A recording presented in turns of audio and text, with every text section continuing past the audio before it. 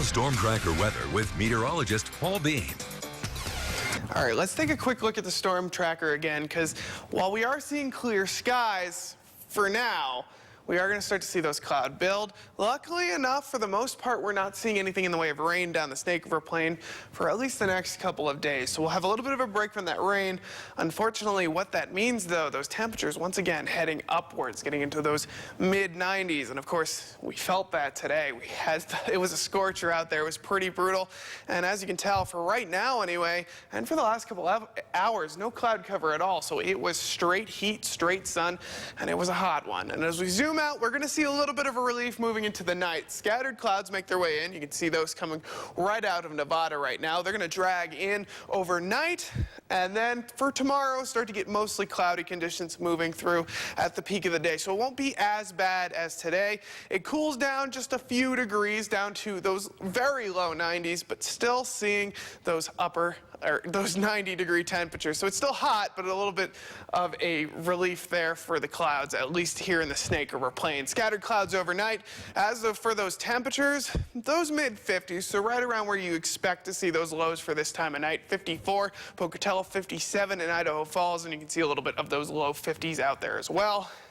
As we move over to the Central Mountains, scattered clouds, 54 in Chalice, 59 in Salmon. So still seeing roughly where you'd expect to see those temperatures for tonight. And then finally for the Highlands in western Wyoming, scattered clouds and a little bit colder. 50 in Island Park and Driggs, and those 40s everywhere else. Soda Springs 48, Yellowstone at a cold 41 for tonight, approaching those 30s. So even though we're seeing those clouds, it's still not holding in the heat that well. We are still seeing those lower temperatures in the Tetons. But moving into tomorrow, mostly cloudy moving forward. 80 degrees in Island Park, 81 in Jackson. So still rebounding as we move forward. As we hit those Central Mountains, mostly cloudy, 90 degrees in Chalice, 89 in Salmon. And then finally for the Snake River Plain, staying mostly cloudy, 92 in Pocatello, 91 in Idaho Falls. So we're seeing those low 90s, which means it's cooling down just a little bit. And as we move forward into that 7-day forecast, you'll notice that here in the Snake River Plain, it's going to get a lot warmer because we're not seeing much in the way of rain for the next 7 days.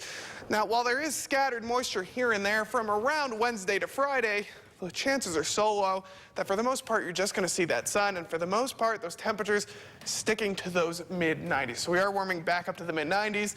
So get used to that. Idaho Falls, very similar pattern, slightly cooler, staying 91 for almost the entire week. You can see that 5 days of 91 and sun. So very consistent weather moving forward. Like I said, scattered moisture moving through, but the only way we really see it is the Teton area. Monday, Tuesday, and Thursday and Friday, seeing some scattered rain and thunderstorms move through. Keeping those temperatures down, though, closer to those 80s, so it'll be a little bit cooler up in the Tetons at least. Then finally for the Central Mountains, staying a little bit cooler, but for the most part still staying clear. 92 by Monday, and you see a couple of those 80s scattered around there as well. But as we move forward, how did it feel out there today? Because that's what you're going to see moving forward. It was extremely hot, so just expect it to be hot. I think I'm going to head to the mountains. It seems like it's a little cooler up there. All right. Makes sense.